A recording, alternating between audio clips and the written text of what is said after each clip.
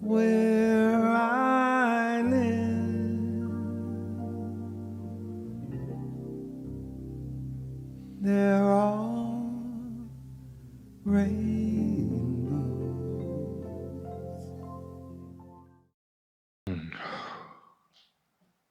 Leonard Cohen's music is so powerful and so mystical and so transformative. It's like you really have to open your heart and listen, because what he's saying is so deep and so powerful. Wow. You know, he's had a troubled time in his life. Early in his career, when he was successful and he was rich and it seemed like he had everything going for himself, inside, he was unfulfilled. Despite his fame, despite his popularity, he was suffering on the inside. So in the 1990s, he entered the Mount Baldy Zen Center in California, where he lived as a monk for 5 years. He practiced Zen Buddhism, focusing on mindfulness and detachment and separating from the ego and spiritual discipline. He also, being raised in Judaism, embraced his Jewish heritage, particularly the Kabbalah, which is kind of the mystical part of Judaism, beyond the ceremony and beyond all the structure. The Kabbalah looks at the spiritual nature, right? And that was part of his journey along with the Eastern philosophies. And he also drew from Western philosophies, from Christianity. And he blended all these traditions together and experienced a profound transformation that he shared with us through his music and his work. In his song Anthem, he wrote these words: "Ring the bells that still can ring. Forget your perfect offering. There's a crack in everything. That's how the light gets in." Wow, this beautifully encapsulates the idea that it's through our imperfections that the truth shows up. It's through the challenges that we have that we get in touch with our spiritual nature, that we're able to sort of collect ourselves and connect with that inner wisdom, that the truth and the love that's everywhere. And if you're a Rumi fan, you know that this quote is actually, he drew this quote from Rumi. Rumi wrote, "The wound is the place where the light enters you." Wow, has the light ever entered you?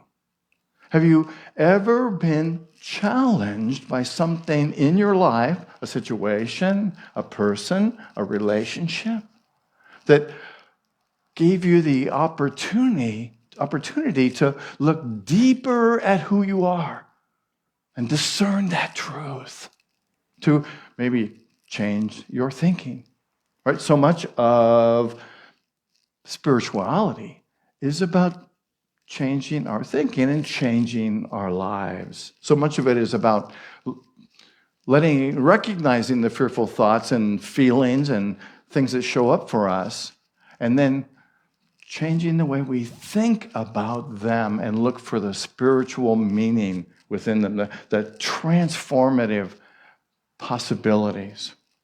You know, Cohen's journey illustrates how these ancient traditions can offer timeless wisdom for our lives and for today. And he encourages us to draw from these teachings and to bring them in and feel them and connect with the spiritual truth of them so that we can be transformed. This is the second talk in our 5-week series that I'm calling A Spiritual Revolution for Modern Times. It's a 5-week journey inspired by Rainn Wilson's book, Soul Boom, Why We Need a Spiritual Revolution. Last week, my talk was titled, The Call for a Spiritual Revolution.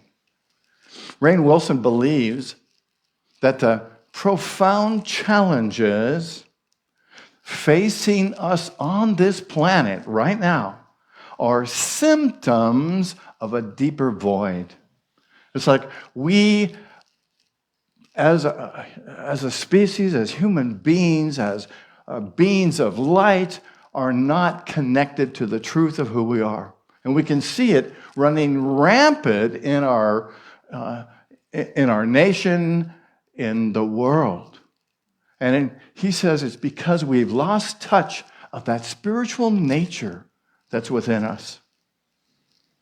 And I believe that we are on the cusp of a huge change because we're discovering that these old systems don't work anymore. These old imperialistic ideas, right, of worshiping a person or worshiping a God outside of ourselves aren't working. Have you noticed? Focusing on materialism, focusing on success, focusing on finances is pulling us away from the truth of who we are. Rainn Wilson believes that these challenges are symptoms that we are missing the mark.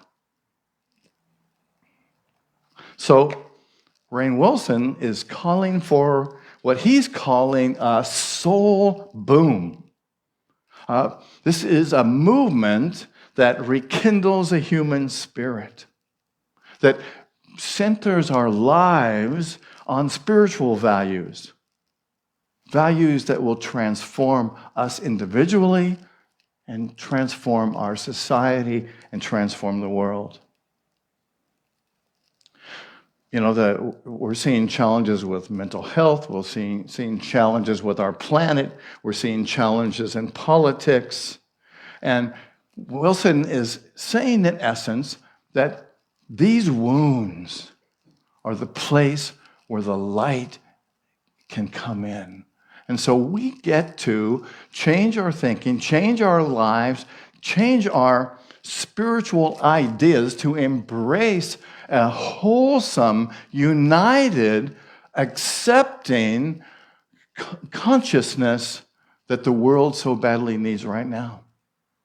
If you look around, there is a movement, for lack of a better sense, of segregation and separation, right? It's like, look at the leaders in our country. Look at the leaders in the world who are standing up for separation and difference, acknowledging differences and claiming that everything is wrong. These are the wounds that we get to heal. These are the wounds, the limitations that we get to shift our consciousness to bring in a new light, to bring in a new way of being, to recenter our lives around spiritual concepts, and to stand up for values that support everyone, that support all life. Today, this talk is titled Charting a New Spiritual Course. So recognizing that we have an opportunity, Rainn Wilson calls it a revolution. I like to think of it as it's time to change our spiritual course. and move beyond consumerism and ego-driven pursuits, to integrate spirituality with kindness and interconnectedness, to practice life-affirming teachings from Buddhism, from Hinduism, from indigenous practices, from unity, and to really begin to shape our consciousness and the world. So the purpose of Rainn Wilson's book is to call us to a higher spiritual level, right? To bring attention to the fact that, hey, we got some wounds that we can heal. We got some things that we can change in our lives to create a change of course, to do things differently. So I'm going to call you to a higher level today. I'm going to ask that you be more committed to your spiritual journey. And as we teach here, we realize that everything is about the spiritual journey. Your life is the spiritual journey. You are an example to the world of a new way to be, a new collective consciousness, a new unified consciousness. So, I don't know about you, but I imagine that we're all kind of the same. The first thing I do in the morning is get up and look at YouTube, right? Get up and look at the news, right?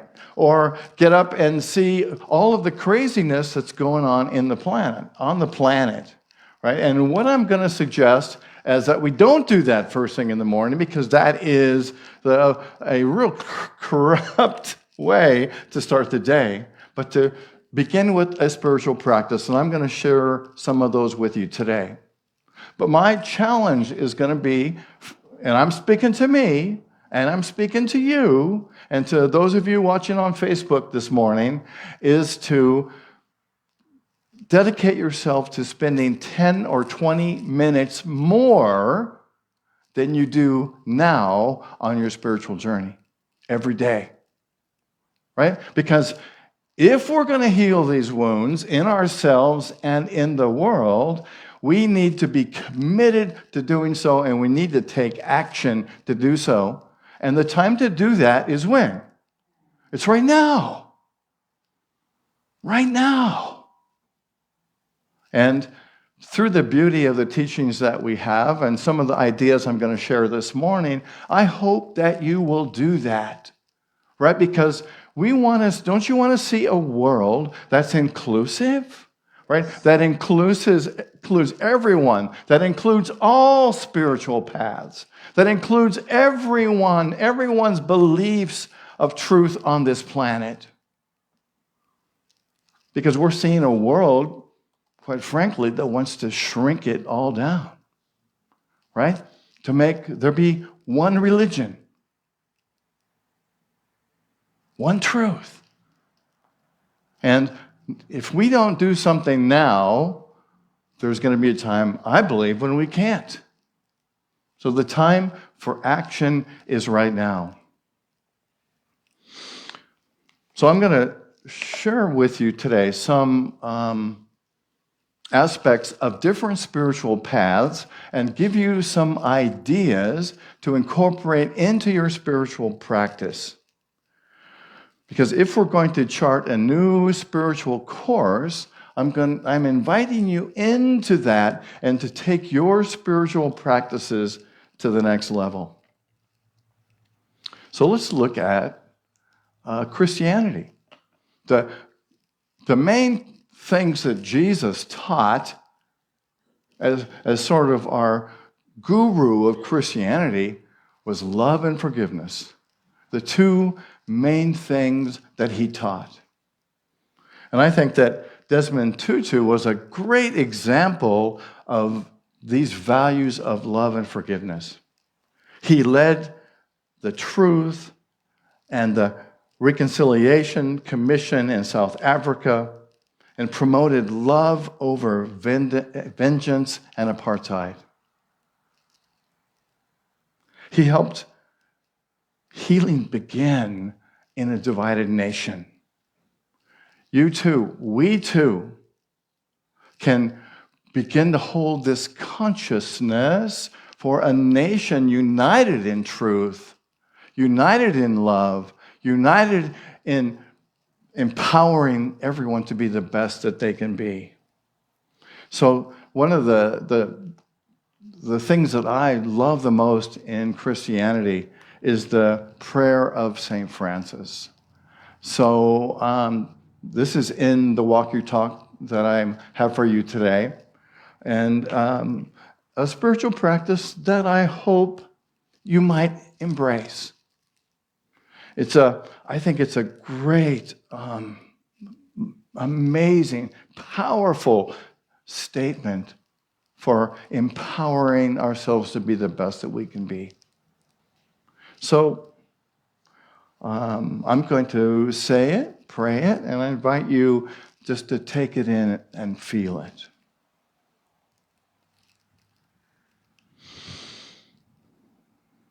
Lord, make me a channel of thy peace, that where there is hatred, I may bring love, that where there is wrong,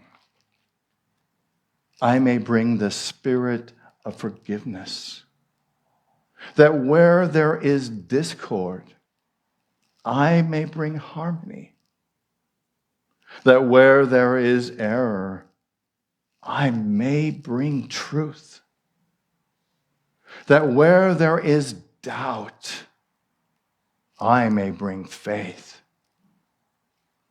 that where there is despair, I may bring hope, that where there are shadows, I may bring light, that where there is sadness, I may bring joy. Lord, grant that I may seek rather to comfort than to be comforted, to understand than be understood, to love than to be loved. For it is by self-forgetting that one finds. It is by forgiving that one is forgiven. It is by dying that one awakens to eternal life. And to me, the last line isn't about the physical death, but it's about letting go of the things that aren't life-affirming. Hatred, vengeance, doubt, and embrace the fullness of spirit that is there, that awakens to the eternal life within each of us. So let's look at Hinduism. Hinduism, the basic belief is the unity of all beings. Gandhi was an amazing example of the Hindu belief. He believed in the unity of all things, all beings, in the belief in interconnectedness, that everything in the world and the universe is connected. And through his life, through his inspiration, he guided his campaign for India's independence. He taught and lived the principles of nonviolence and welfare for all. He inspired global movements for civil rights and freedom. The chant that I'm sure you've heard, Om Namah Shivaya, comes from Hinduism. And I love this chant.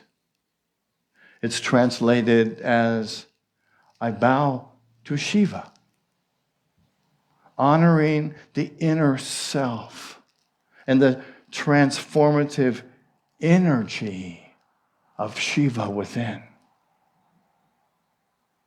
This chant is chanted for peace, for purification, and connection to one's true self. So when it's chanted, the person chanting holds that thought of honoring that, what we call the Christ, or the higher self within. And just holding that and acknowledging that presence, that power, that love. And imagining ourselves and the world purified of doubt, of fear, and connection to one's true self.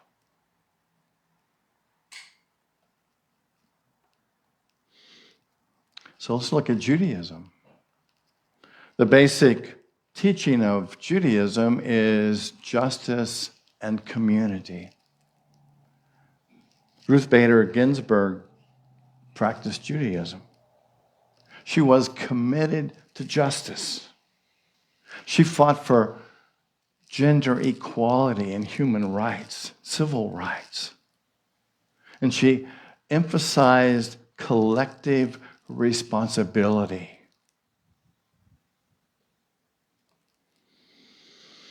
Just breathe into that, what that feels like.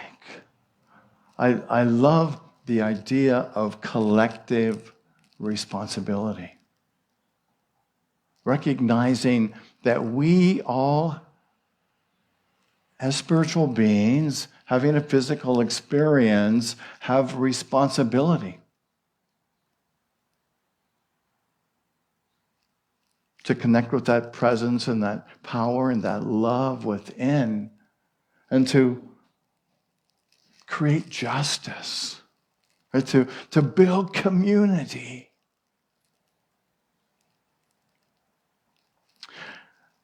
In the Jewish tradition, they teach a prayer called a Modeh Ani.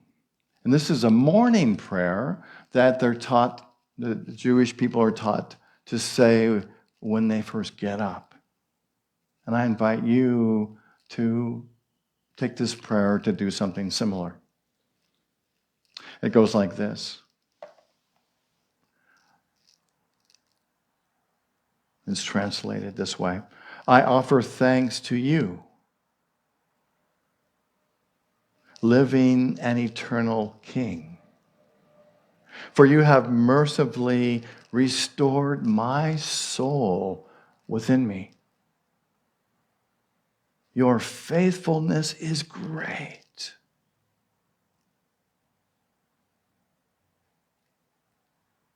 This prayer, I think, is a beautiful way to start the day because it reminds us to be in gratitude.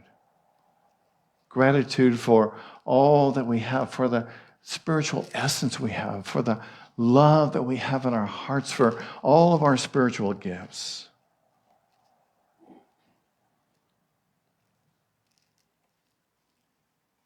And let's look at indigenous spirituality. I think Winona LaDuke is a great person to recognize. You know, she was a Native American activist, an environmentalist, and she embodies the indigenous teaching of connecting with the earth. She advocated for the protection of the indigenous people and for their land. And she emphasized the interconnectedness of all life. And her work really highlights the core principle of nature's sacredness. And really reminds us of the sacredness of this amazing planet that we live on. And so this is a prayer of gratitude from her tradition.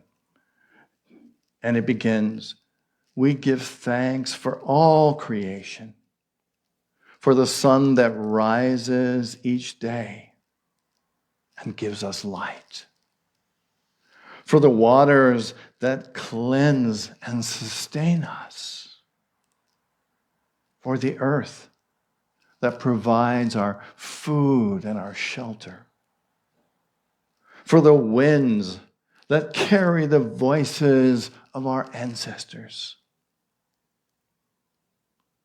We honor the animals, plants, and all living beings. We honor our relatives who share this world with us. May we walk gently on the earth with respect and gratitude for all that it has given. Guide us to live in harmony with your teachings, to follow the path of truth, of love, and forgiveness, and to honor our elders, our children, and our future generation. Thank you for this life, for this day, for the gift of being part of the great circle of life.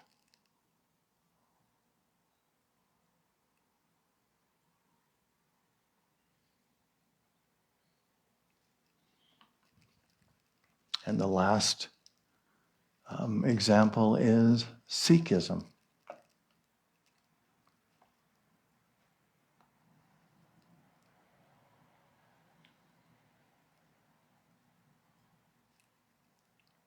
The 17th century Sikh by Kaneyahi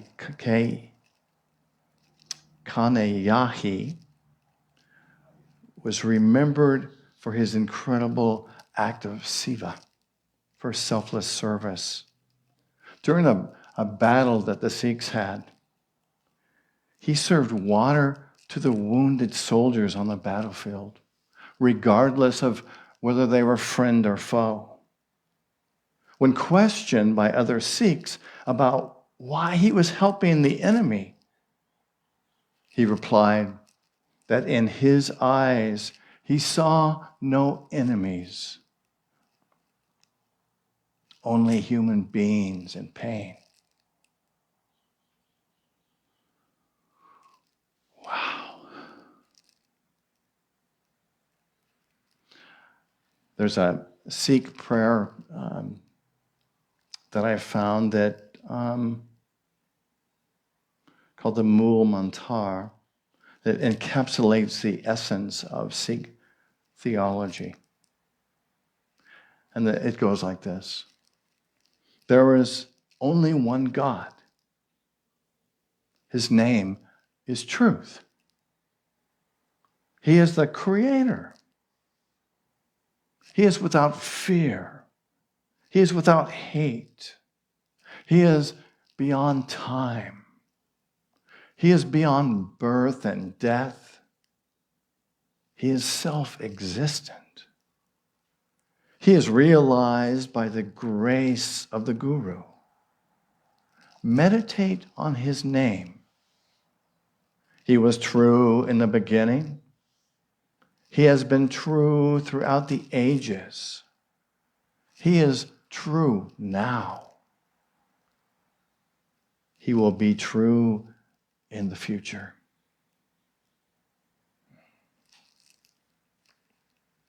So how can we have a new spiritual course? And as I said earlier, my invitation to you is to embrace other traditions. Find poems, prayers that you like, because I believe in this new world, it's going to be a place that honors all traditions. And I invite you to broaden your scope, to embrace other ideas, and to feel them, to be with them, to honor the places from which they came.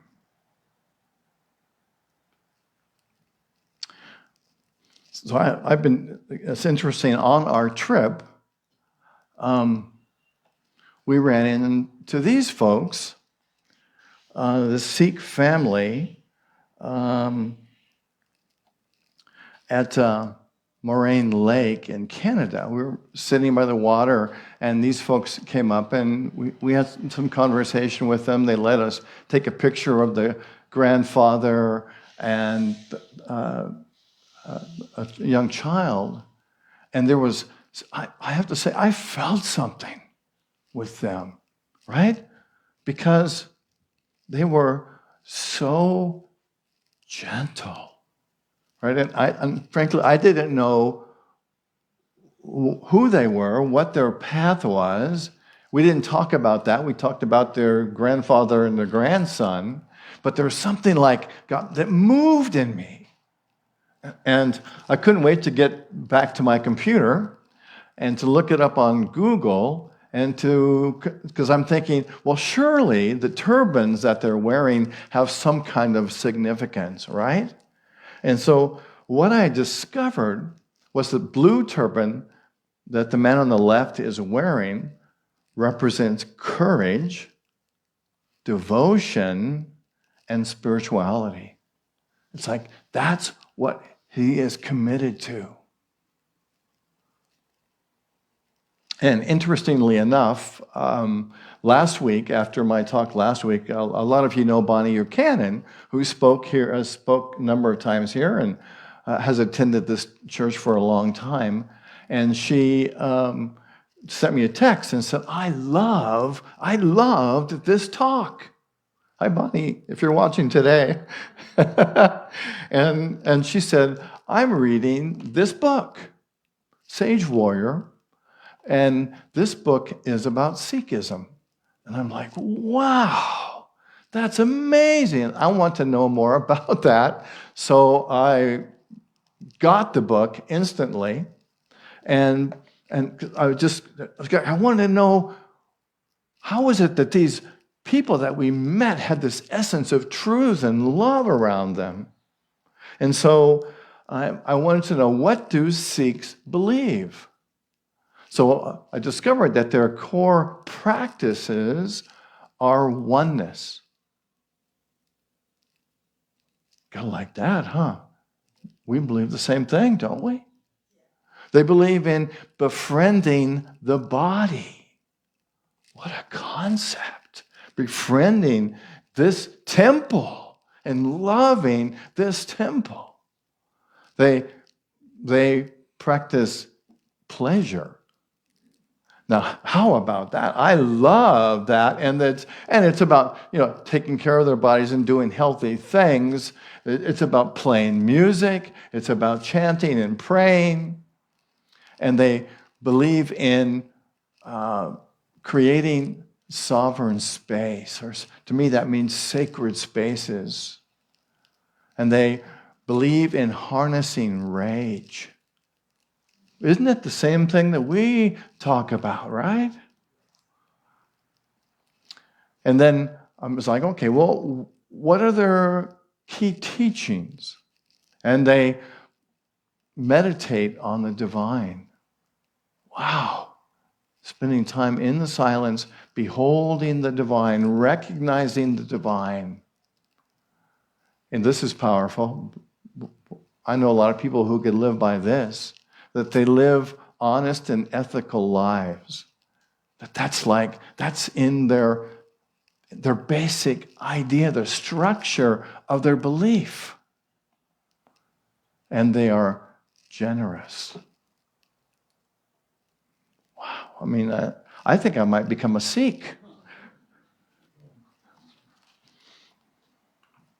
So in this modern time, in this time that I'm inviting you to embrace this upcoming spiritual course that I'm holding for us, for the world, is going to acknowledge these things: interconnectedness, compassion and empathy, environmental stewardship, justice and equality, inclusivity and diversity, inner healing and mental health, and personal responsibility.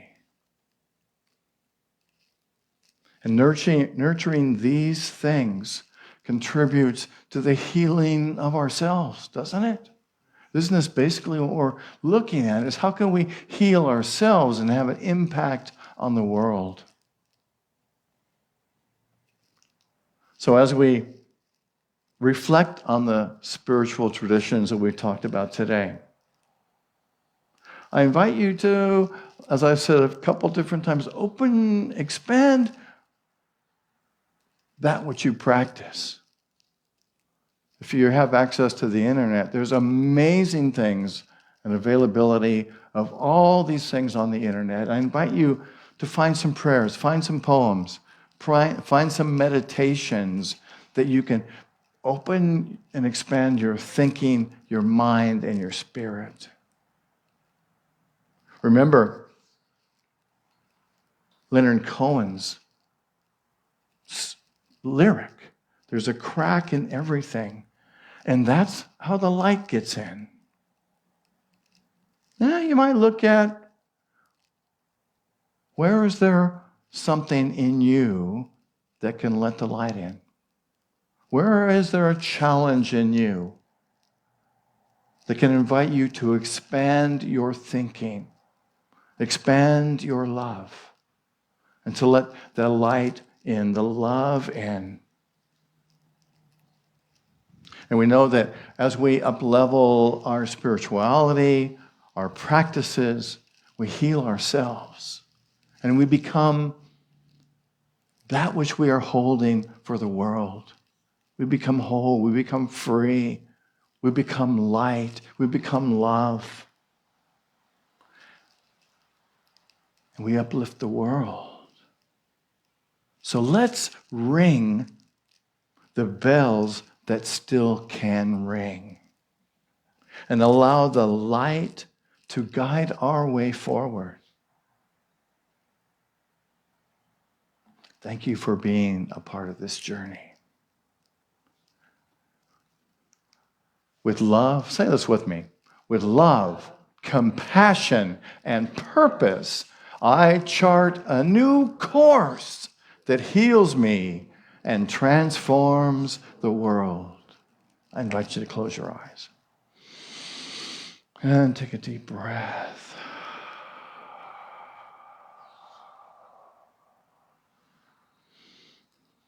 Imagine that you are that bird on the wire, desiring freedom, that your spirit is that bird on a wire that desires to be free, that desires to sing a song of harmony that resonates through your being out into the world.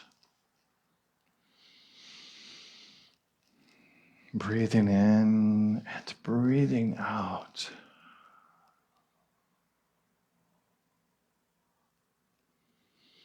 See yourself as the divine expression of truth. See yourself as the light that is here to heal,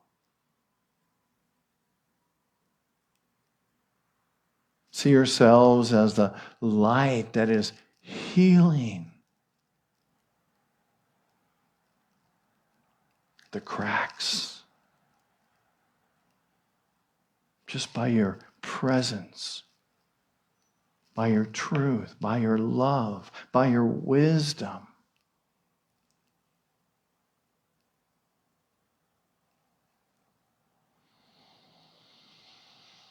Breathing in, and just hold this vision for a moment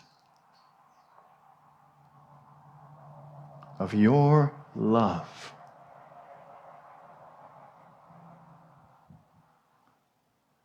Healing.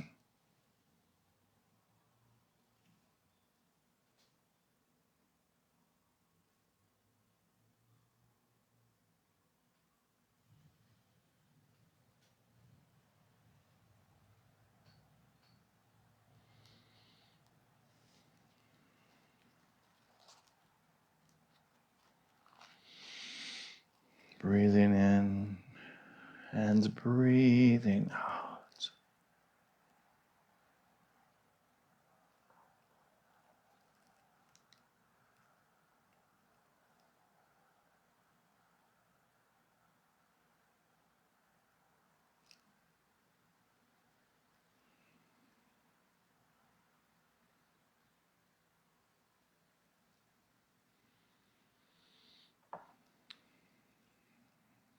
And then begin to bring your awareness back to this moment,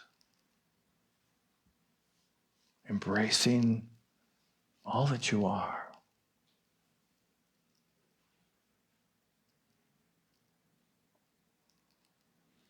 And I invite you to open your eyes when you're ready. And next week, I'm continuing this series from Soul Boom. And my title of my talk next week is titled Faith, Science, and the Mystery of God. So many people think that science and spirituality are separate paths, separate ideas. And I'm going to demonstrate next week based on some of the teachings in Soul Boom and adding my own imagination, which I've done to all of these talks, to incorporate ideas that I think you can get your mind and your spirit around, and perhaps look at the idea of faith, science, and the mystery of God in a different light than you have before. And so we're going to explore what all that is, how it's possible, and how we can incorporate these ideas in our lives. And of course, I'll have some kind of a spiritual challenge for you, just for the fun of it, right? And so I think that's it for today. Why don't we stand and we'll pray together the prayer for protection, and then we'll join in a circle, and our band will lead us in singing the peace song. So for ourselves, for this ministry, for the world, let's affirm together the prayer for protection, which begins, the light of God surrounds us, the love of God enfolds us, the power of God protects us, and the presence of God watches over us.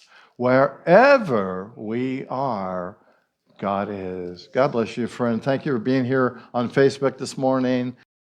Where I live,